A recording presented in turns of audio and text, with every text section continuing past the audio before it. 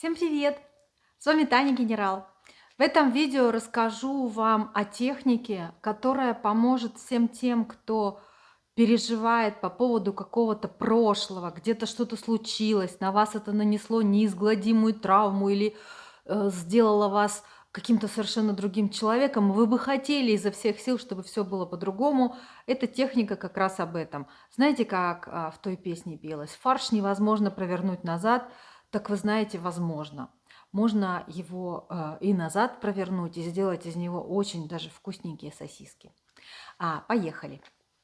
Я сначала расскажу вам немножко о самом методе, потом расскажу о том, как он действует, а потом расскажу о том, как его применяют на примере одной моей истории, моей собственной работы с одной из клиенток, которая этот метод попросила на ней применить. Метод называется «Техника модификации опыта» – ТМО. Метод этот был изобретен Филиппом Михайловским, сербским психологом в 80-х годах прошлого века. И был он изобретен им, сейчас только не смейтесь, по запросу одной из MLM-компаний типа Гербалайфа для того, чтобы стимулировать и обучать их продажников достигать больших целей, зарабатывать больше, окучивать большее количество людей и, соответственно, обогащать компанию более интенсивно. Филипп взял на вооружение техники из совершенно разных приложений и направлений психологии. Здесь вы увидите и большой кусок из НЛП, здесь вы увидите небольшой кусочек из гипнотерапии, здесь, наверное, и гештальт задействован, и поведенческая терапия. С миру по нитке получилась очень даже неплохая нищему рубашка. Судите сами. По результатам применения этого метода уже он используется в России больше 15 лет. Его адепт, продвигатель и пропагандист в России Евгения Агаркова, она зарегистрировала это направление как отдельную ветвь психологии. Она уже имеет право на существование. Это не какой-нибудь вуду или мумба-юмба. По отзывам на ее сайте применяют этот метод сейчас везде. Потеря веса, налаживание отношений, снятие венца безбрачия, улучшение финансовой ситуации. И даже сильные психологи, кто решается с этим работать, у кого есть опыт с этим работы, с такими вещами, работают даже с зависимостями, химическими зависимостями, такие как курение, алкоголь и всякие прочие другие. Так что метод действительно очень крутой, и поражает он, конечно же, больше всего тем, что он абсолютно простой и доступный. И именно это иногда сводит с толку всех тех, кто к нему прибегает. Потому что есть у нас такое, да, что дешево досталось, легко рассталось, хорошее дешевым не бывает, дешевое хорошим не бывает, и вот это вот все. Но сейчас я вам расскажу, если вы его когда-нибудь попробуете сами, вы поймете, о чем я говорю.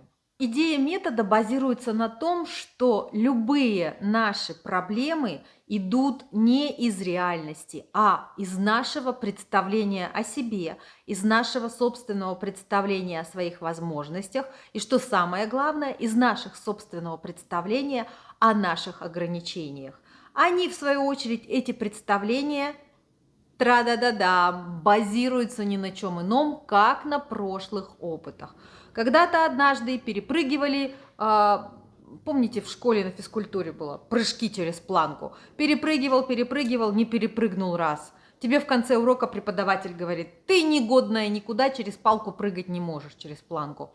К следующему уроку у тебя уже зиждются сомнения, и подбегая к той же самой высоте, у тебя вдруг меньше сосредоточенности в мышцах, вот это кинестетического понимания, как это работает, и ты снова не перепрыгиваешь эту планку, и ты видишь разочарованное лицо физрука, и ты видишь, как другие через нее прыгают. Через несколько уроков, правильно, вы уже никогда не возьмете прежнюю высоту. Это очень утрированная и очень сокращенная иллюстрация того, как работают наши убеждения о себе, как работают наши ограничивающие установки. А самое главное, как они формируются. И идея метода в том, чтобы сначала выявить те ключевые точки, где эти моменты у нас сформировались, откуда они пошли. Это, пожалуй, для самостоятельной работы самая сложная вещь, потому что, когда мы с вами находимся в эмоциональной ситуации, мы туда глубоко погружены, то нам труднее увидеть, потому что, ну, лицом к лицу лица не увидать, как говорится. Большое видится на расстоянии, для этого нам и нужны коучи, психологи и другие люди, помогающих профессий. Первый шаг: мы выявляем с вами вот это вот ограничивающее убеждение и находим, там прям такой вопрос и звучит: какое событие в твоей прошлой жизни подтверждает тебе, что это так? Здесь очень важно вспомнить, здесь очень важно найти правильный баланс между копанием в своей голове и доверием самому себе, потому что в основном вся эта работа, конечно же, очень интуитивная. Первое, что всплыло в голову, не перебираем, не выбираем, хватаемся за это и с этим работаем.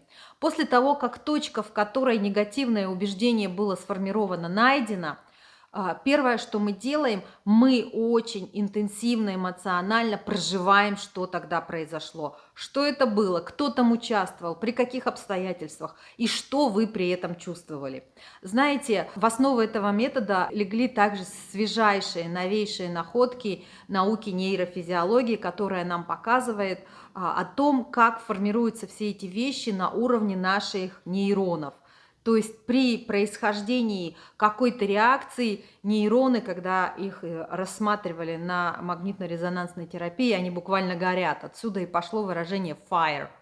Fires together, wires together. Так вот, в момент, когда вы переживаете этот опыт снова, это тоже доказанный факт, когда вы переживаете этот опыт снова, вы испытываете все те же самые реакции соматические, реакции вашего тела. У вас может прилить кровь щекам, у вас может участиться дыхание, у вас может разболеться голова, потому что повысилось кровяное давление. Потому что в этот момент, когда вы это переживаете, это сейчас не происходит, но вы это проживаете опять, вы опять зажгли цепочки своих нейронов.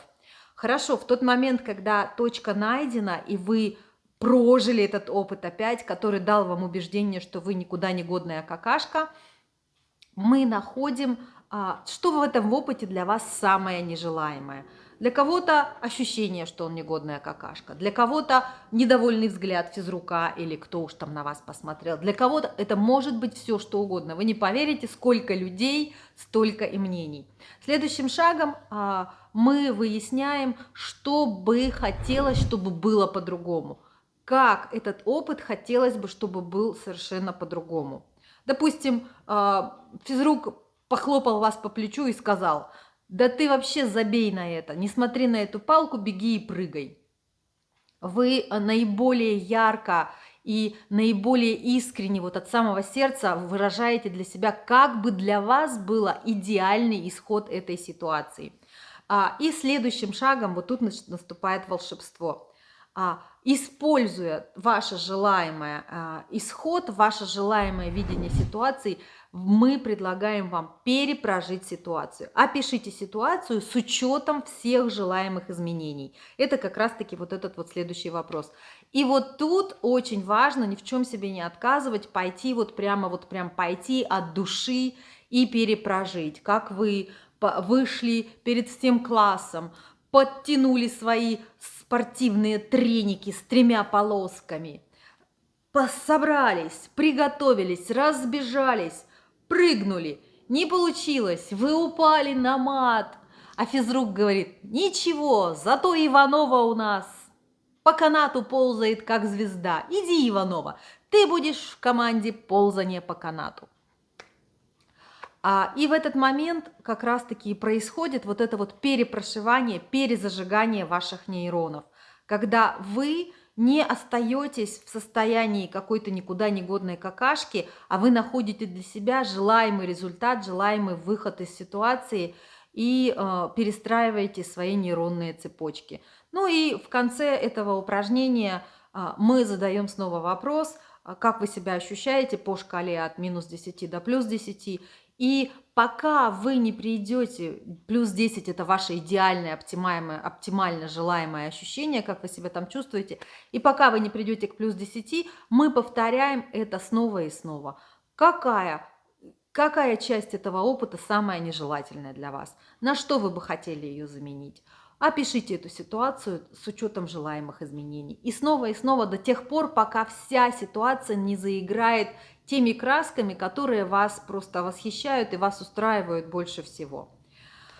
Заканчивается работа тем, что мы выдыхаем, выпиваем много воды и спрашиваем себя, если вы работаете самостоятельно, или я спрошу вас, если вы работаете со мной, какие уроки, озарения, выводы вы для себя вынесли из этой истории.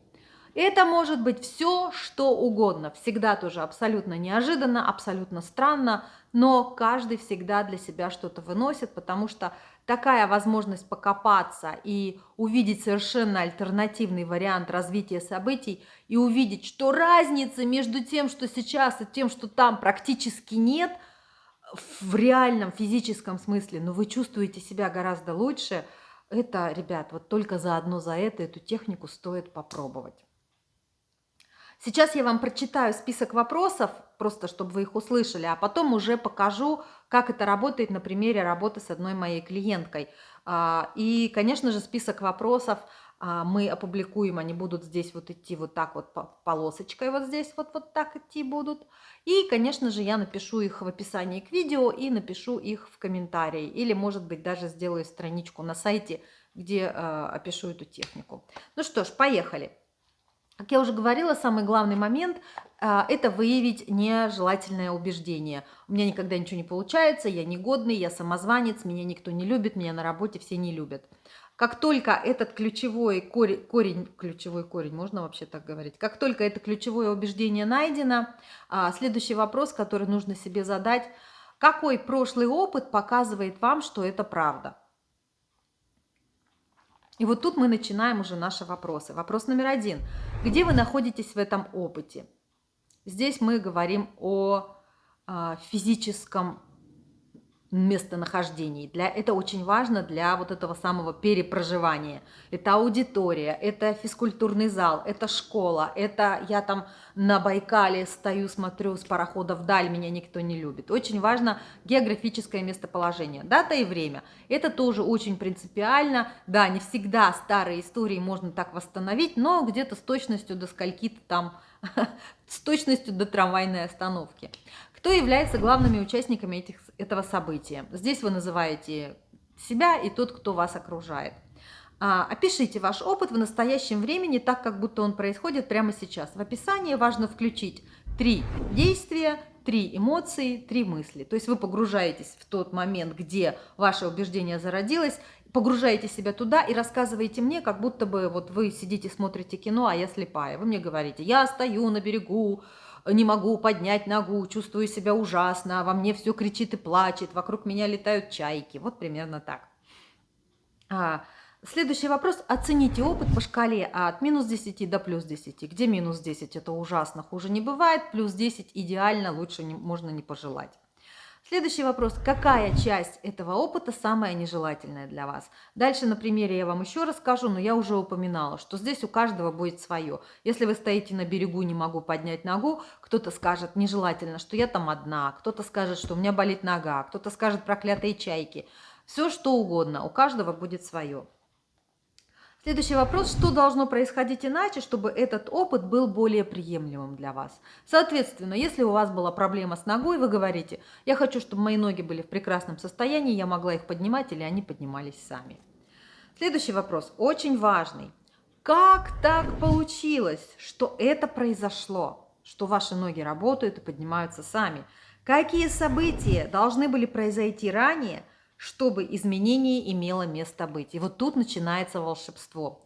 Вы отправляетесь в страну Выдумляндию и придумываете себе совершенно новую жизнь, совершенно новую историю, совершенно новый опыт. Я родилась совершенно в другой стране, с детства меня отдали на гимнастику, поэтому мои ноги были прекрасными, поднимались легко, бежали впереди меня. И у меня никогда не было проблем с моими ногами. Дурацкий пример я с этими ногами взяла. Ну, я не знаю, как еще просто и очень схематично изобразить, как это работает. После того, как мы с вами нафантазировались про совершенно другую реальность, следующий вопрос. Опишите измененный опыт, опять же, так, как будто он происходит прямо сейчас, место, время, действие, 3 действия, 3 эмоции, 3 мысли. Я стою на берегу, мои ноги бросаются в пляс впереди меня. Я танцую, я легка, как птица, вокруг меня парят птицы. Чайки летают и кричат. Я чувствую такой подъем, мне так хорошо.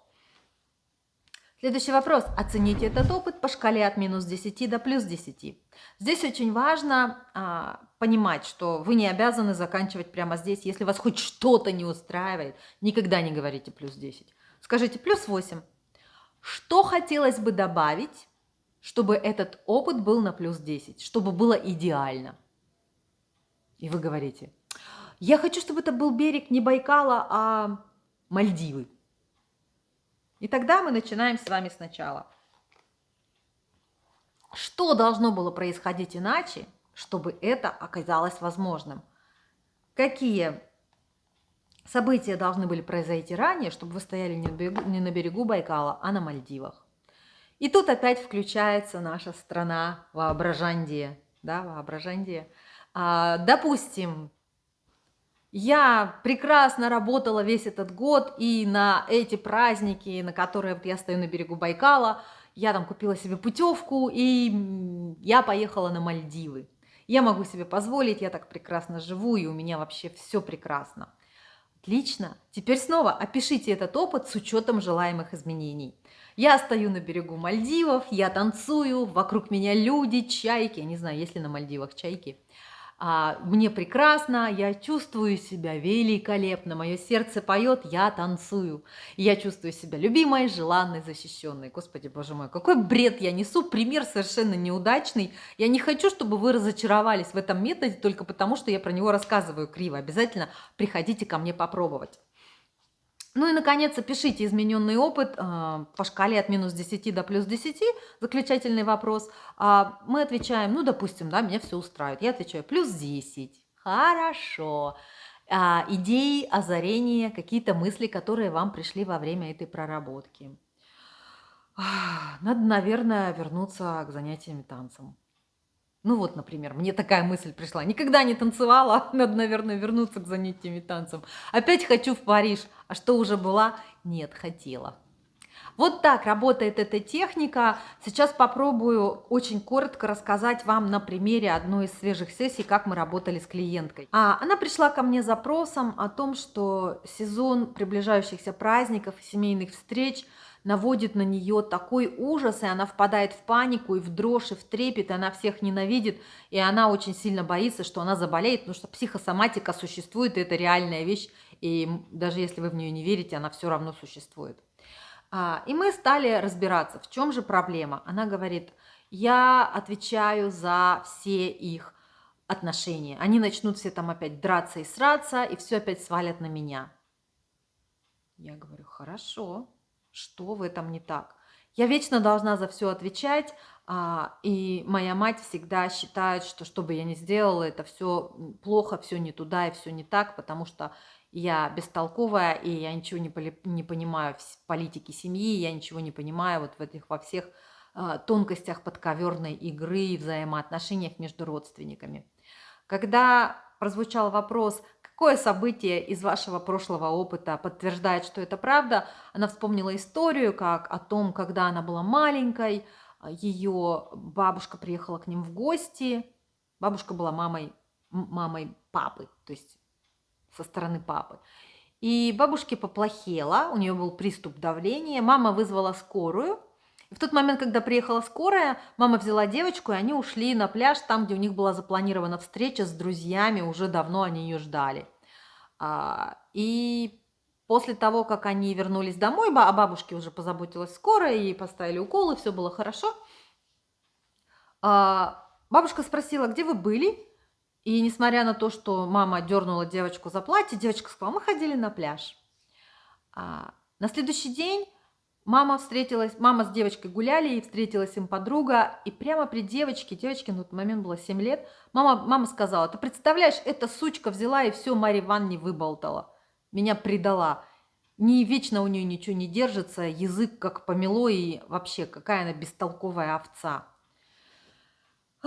Стали мы с этой историей работать. Да, я знаю, это к теме предыдущего видео, что не надо винить родителей. Родители иногда поступают, конечно, прекрасно, но возьмем заботу и ответственность за свою жизнь в свои руки и перестанем винить родителей. Итак, и мы с ней пошли по вопросам. Где вы находитесь в этом опыте? Мы на улице, на углу дома, около магазина. Дата и время. Это 1976 год, 2 часа дня, 15 августа. Кто является участниками этих событий? Мама, я и ее подруга. Опишите этот опыт в настоящем времени, как будто он происходит прямо сейчас. Я стою, мама меня держит за руку и говорит: ты посмотри, какая эта дура, бестолковая сучка, все мне разболтала. Я чувствую, как мне все лицо заливает краской, меня начинает трясти, я хочу убежать куда-нибудь спрятаться. Мамина подруга смотрит на меня с осуждением, у меня подгибаются ноги, и я хочу вообще умереть. Оцените этот опыт по шкале от минус 10 до плюс 10. Естественно, минус 10 там было. Какая часть этого опыта является самой нежелательной для вас? Девочка сказала, что она бы хотела, чтобы вообще не было самого факта оставления бабушки, чтобы мы не пошли на пляж, а остались с ней дома. Что должно было происходить иначе, чтобы этот опыт был более приемлемым для вас? Тут мы испытывали небольшие трудности, потому что это был первый заход, и человеку всегда трудно поверить, что типа, а что, все можно, вот прям все при все можно, или только реалистично. Можно все. Тогда она сказала, в тот момент, когда мама вызвала скорую и хотела уходить, я встала около двери и сказала: нет, мама, мы никуда не пойдем, бабушке плохо, мы должны остаться дома. И мама меня послушалась. Я чувствовала себя такой важной, такой значимой, такой полезной и такой любящей внучкой. Я спрашиваю, здесь следующий вопрос: а как так получилось, что это произошло? Тут я забежала вперед как раз-таки. Как так получилось, что это произошло? У меня были хорошие отношения с мамой, у меня были хорошие отношения с бабушкой, и поэтому я вполне себе могла вот такое вот заявить и знала, что они меня послушаются. Опишите измененный опыт так, как будто происходит прямо сейчас. Мы идем с мамой на улице, около магазина, время 2 часа дня, 15 августа. Встречаем подругу, они болтают, подруга спрашивает: что вчера на пляж-то не пришли? Мама говорит: Марье Ивановне было плохо, мы решили остаться дома. Машенька такая умница, что позаботилась о бабушке. И чмокает меня в щечку, я стою, смотрю на них на обеих. Подруга мамы смотрит на меня с восхищением, и я понимаю, что я вообще очень хороший, добрый человек, меня все любят, у меня все прекрасные, и я прекрасная, у меня вообще все прекрасно. Это очень коротко, потому что на самом деле мы там прошли аж 4 итерации, менялось очень много всего, это была одна из последних. Оцените ваш опыт по шкале от минус 10 до плюс 10.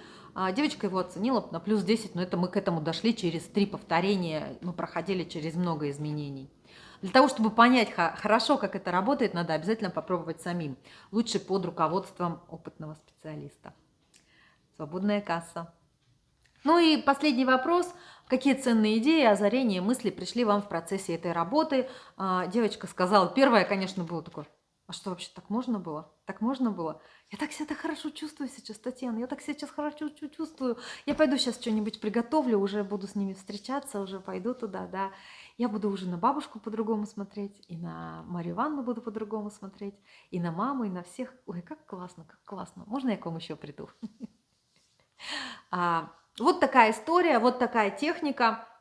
Еще раз повторю название. Называется она «Техника модификации опыта», ТМО. Адепт, пропагандист и главный гуру по ней в России Юлия Агаркова, она же Дубинина. Очень сильно хочу пойти к ней окончательно и основательно поучиться, потому что я училась этой технике у одной из ее выпускниц, что называется, подпольно, но у нее, чтобы получить по ней сертификацию, надо в Москву съездить, по-моему, за год 4 раза.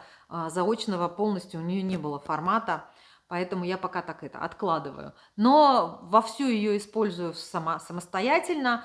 Помните, когда вы будете пользоваться ей самостоятельно, нужно все это дело писать. У меня вон Вся моя тетрадка исписана километрами. Помните о важных моментах, что когда вы проживаете этот опыт, обязательно возвращаться в тот же самый день, в тот же самый момент, где вы испытывали негативный опыт. Помните, что все делается в настоящем времени. И помните, что возможно в том вопросе, где вас спрашивают, что должно было быть по-другому, чтобы все произошло именно вот так сейчас, какие события этому предшествовали, возможны любые изменения. Ни в чем себе не отказывайте.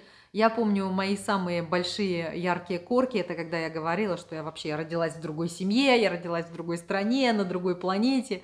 И это чувствовалось, конечно же, вообще шикарно. Я надеюсь, что вам идея этой практики понятна. Я надеюсь, что ваш опыт использования этой практики будет только благополучным. Не навредите себе, будьте аккуратны, приходите ко мне на попробовать. Прелесть и красота этой техники в том, что адепт, я уже упомянула, господи, я когда-нибудь ее перестану адептом называть, Юлия Агаркова, которая учит этой технике, она раздает направо и налево методички. И это не просто для нас, как для тех, кто профессионалов, кто практикует это на своих клиентах, но эти методички даже приказано раздавать потом клиентам для использования с инструкциями и со всем остальным. Поэтому она допущена к применению самостоятельно. Вот, все, что хотела сегодня рассказать. Спасибо, что досмотрели до конца. Длинное такое видео получилось. Счастья вам, благополучия, душевного здоровья, мира и добра. Я вас всех люблю, далеко не уходите, впереди еще очень много интересного. Ставьте лайки, подписывайтесь на мой канал, ждите моих новых видео. Пока-пока.